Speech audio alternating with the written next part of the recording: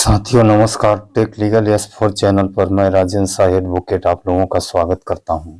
साथियों आज का सबसे अच्छा और सबसे बड़ी खबर, साथियों जब दुश्मन ही दुश्मन की सहायता करने लगे उस कंडीशन में यह माना जाता है कि अब कुछ न कुछ अच्छा होने वाला है। साथियों जैसा कि हमें सुप्रीम कोर्ट के स्टेटस को देखने पर यह आभास होता है कि सरकार के द्वारा खुद ही सहारा इंडिया के परेशानियों को, सहारा इंडिया के कमजोरियों को, सहारा इंडिया के दुख और निवेशकों को दुख को देखते हुए सहारा इंडिया के पक्ष में सरकार के द्वारा यह कड़ा कदम उठाया गया है। साथियों यह बहुत ही आश्चर्यजनक बात है कि आखिर जिस आवेदन को, जिस आईए को खुद सहारा को लगाना चाहिए, लेकिन सहारा ने उस पर कभी कोई प्रयास नहीं किया, लेकिन उसके जगह पर खुद सरकार आगे आई और सरकार ने उस आईए को माननीय सर्वोच्च न्यायालय के सम्मुख प्रस्तुत किया। इसलिए ऐसा प्रतीत हो रहा है कि अब शायद कुछ न कुछ गुड न्यूज आने वाला है। साथियों मैं आप लोगों को लाइव स्टेटस दिखाने का प्रयास कर रहा हूं कि मैं ऐसा क्यों कह रहा हूं। मैं सुप्रीम कोर्ट के साइट पे आ गया हूं और सुप्रीम कोर्ट का साइट ओपन कर रहा हूं। साथियों मैं सुप्रीम कोर्ट के साइट ओपन कर लिया हूं। अब हम केस स्टेटस पर चले जाएंगे। केस स्टेटस में ही वह जिक्र है जिसका हम बता रहे हैं कि सरकार के द्वारा आईए फाइल किया गया है और यह है पिनाक पानी Mohanty versus union of India, यानी कि जो PIL है उसमें फाइल किया गया है। हम डायरी नंबर से सर्च करते हैं। डायरी नंबर क्लिक करने के बाद हम पिनाक पानी मोहंती जी वाला डायरी नंबर नोट करते हैं। यहाँ पे वो 2489 है। हम 2489 इंटर करते हैं और फिर सन इंटर करेंगे। सन ये 2022 का प्रकरण है तो 2022 हम सेलेक्ट कर लेते हैं। इसके अलावा ये जो कैप्चा दिया है इस कैप्चा को हम फिलअप करते हैं तो इसमें 5 हम डाल देते हैं। इसके बाद हम सर्च ऑप्शन पर क्लिक करते हैं। जैसे ही सर्च ऑप्शन पर क्लिक करते हैं हमारे सामने पिनाक पानी मोहंती जी वाला ये यूनियन ऑफ इंडिया ये केस ओपन हो गया। हम व्यू में चले जाते हैं। जैसे ही हम व्यू में जाएंगे ये पूरा चीज आ गया। पिनाक पानी Mohanty versus union of India ये 27/9/24 की इसकी लिस्टिंग हुई थी। अब आगामी लिस्टिंग 8/11/24 को दिखा रहा है। अब हम इसमें आप लोगों को महत्वपूर्ण जो बताने जा रहे हैं कि सरकार के द्वारा आईए फाइल किया गया है, उस आईए को हम दिखाने का प्रयास आप लोगों को कर रहे हैं कि सरकार आखिर क्यों सहारा के पक्ष में आईए फाइल की है। इस आईए को फाइल करने का मेन मकसद ये है साथियों कि जैसा कि आप लोगों को यह मालूम है कि पूरे देश भर में सहारा के विरुद्ध में कई सारे उपभोक्ता फोरम में, चाहे सिविल न्यायालय में, चाहे देश भर के प्रत्येक हाई कोर्टों में सहारा के विरुद्ध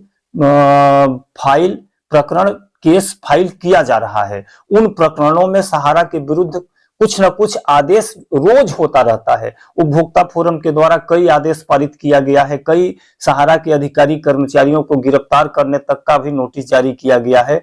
तो इन परेशानियों को देखते हुए अभी रिसेंटली 1 अक्टूबर को भारत सरकार के द्वारा एक आईए फाइल करके यह मांग किया गया है सुप्रीम कोर्ट से कि जब तक सुप्रीम कोर्ट में केस विचाराधीन है यानी पेंडिंग है तब तक सहारा इंडिया के खिलाफ किसी भी प्रकार का कोई आदेश पारित न किया जाए, न तो उपभोक्ता फोरम के माध्यम से और न ही देश के किसी भी हाई कोर्ट के माध्यम से। तो उस हम आईए को आप लोगों के समक्ष दिखाने का प्रयास कर रहा हूं।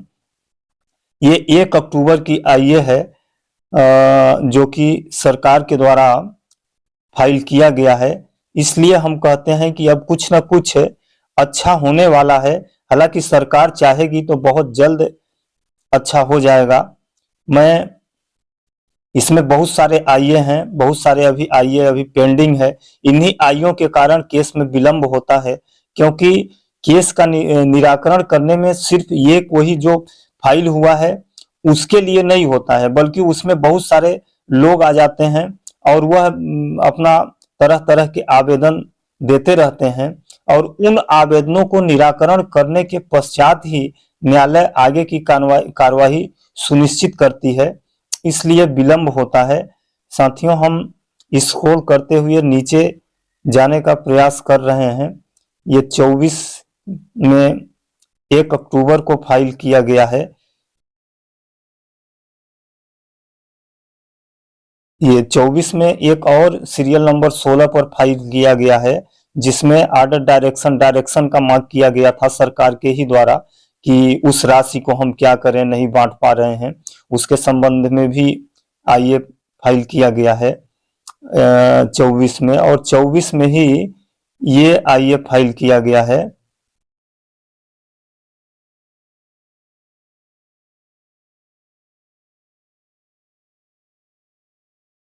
हम आगे की ओर करते हैं। ये बहुत सारे आईए हैं, तो जैसे ही जो स्टे से संबंधित आईए अभी सरकार के द्वारा फाइल किया गया है वो आता है, और हम आपको ये देखिए, ये 24 नंबर पर है, सीरियल नंबर 24।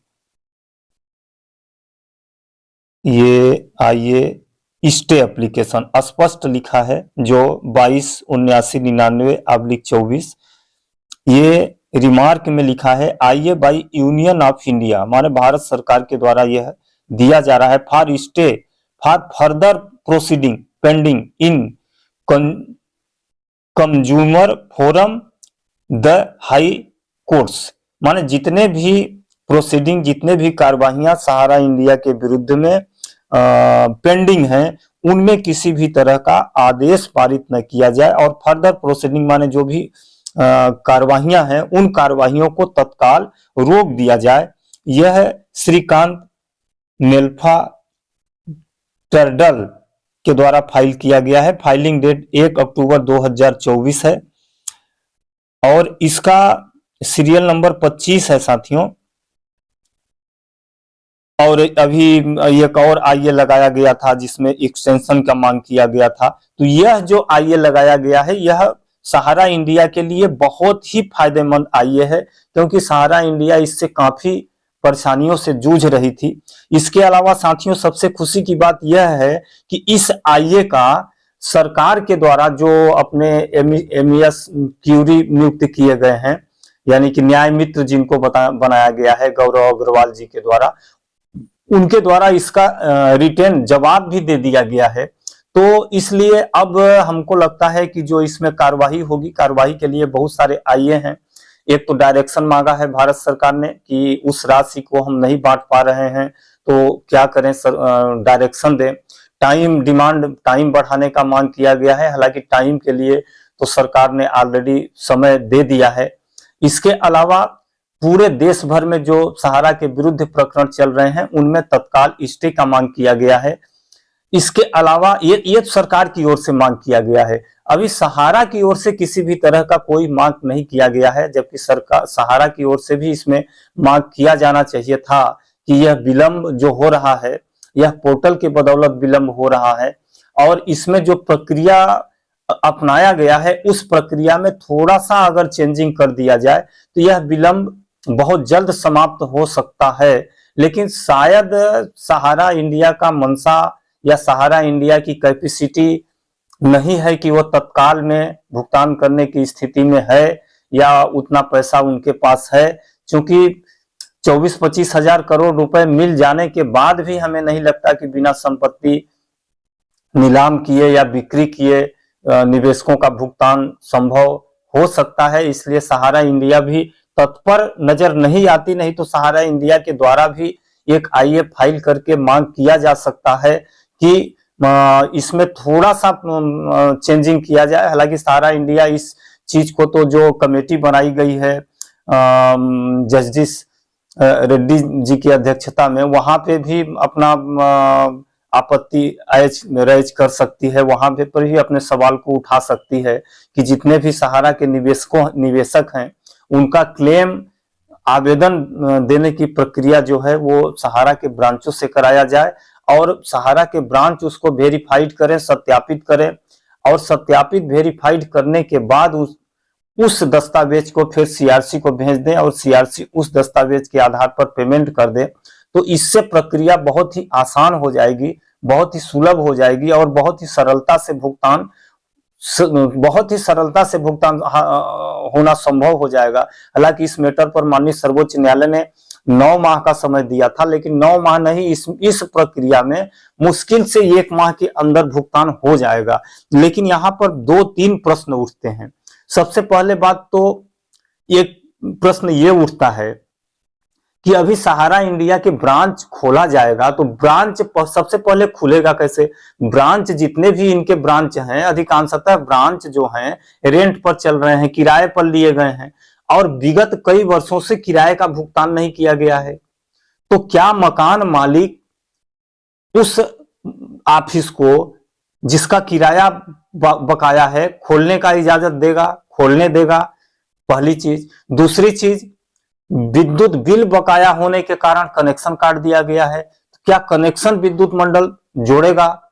क्या इस तरह का सरकार कदम उठाएगी? और तीसरा चीज, जो भी सहारा इंडिया के कार्यकर्ता हैं, अधिकारी हैं, कर्मचारी हैं, वर्षों से उन लोगों का वेतन भुगतान या कमीशन वगैरह नहीं दिया गया है, तो क्या वह वर्षों से जिस चीज की उनको भुगतान नहीं किया गया है पुनः फ्री में काम करने के लिए वो तत्पर होंगे, कार्य करेंगे? यह 3 बहुत ही जटिल समस्याएं हैं, लेकिन इन जटिल समस्याओं को सरकार चाहे तो सरकार आदेश पारित करके सॉल्व कर सकती है। सरकार विद्युत विभाग को भी आदेश दे सकती है कि मात्र 15 दिनों के लिए आप लाइट चालू कर दें, जो भी खर्चा आएगा सरकार वहन करेगी।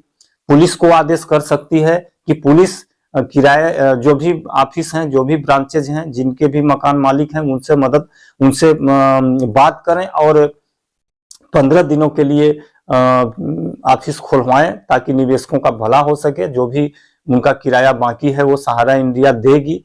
ऐसा करते हुए ब्रांच को खुलवाया जा सकता है और कर्मचारी अधिकारी जो हैं उनके लिए भी 15 दिनों का वेतन सरकार देने के लिए एलिजिबल है, सरकार दे सकती है या सीआरसी फंड से दिलाया जा सकता है। क्योंकि जैसा कि पिछले दिनों आया था कि 138 करोड़ रुपए बांटने में लगभग 200 करोड़ रुपए खर्च हो गया है, तो हम पूरे देश का अगर भुगतान करने के लिए 15-20 दिन में करने के लिए योजना बनाते हैं और उसमें अगर 200-400-500 करोड़ रुपए खर्च भी हो जाते हैं तो बहुत बड़ी राशि नहीं है। हालांकि इससे भी कई ज्यादा राशि तो निवेशक ऑलरेडी खर्चा कर चुके हैं, जो कि पोर्टल में किए हैं, एक फॉर्म भरने का 100-200 रुपए खर्च किए हैं और दिन 2 दिन 3 दिन जाके ऑफिसों में बैठ के अपना श्रम भी बर्बाद किए हैं, यानी जो भी मेहनत मजदूरी करते उसका भी उनको नुकसान हुआ है। तो उससे कई गुना तो नुकसान ऑलरेडी निवेशकों का हो चुका है। तो इन सब बातों को ध्यान रखते हुए इस पर सरकार को पहल करनी चाहिए। साथियों, ये आज का महत्वपूर्ण अपडेट्स है, खुशखबरी है हम सहारा निवेशकों के लिए, सहारा अधिकारी कर्मचारियों के लिए, सहारा संस्था के लिए। आगे जो भी अपडेट्स होगा मैं आप लोगों के समक्ष पुनः प्रस्तुत होऊंगा। तब तक के लिए मुझे आज्ञा दीजिए। नमस्कार।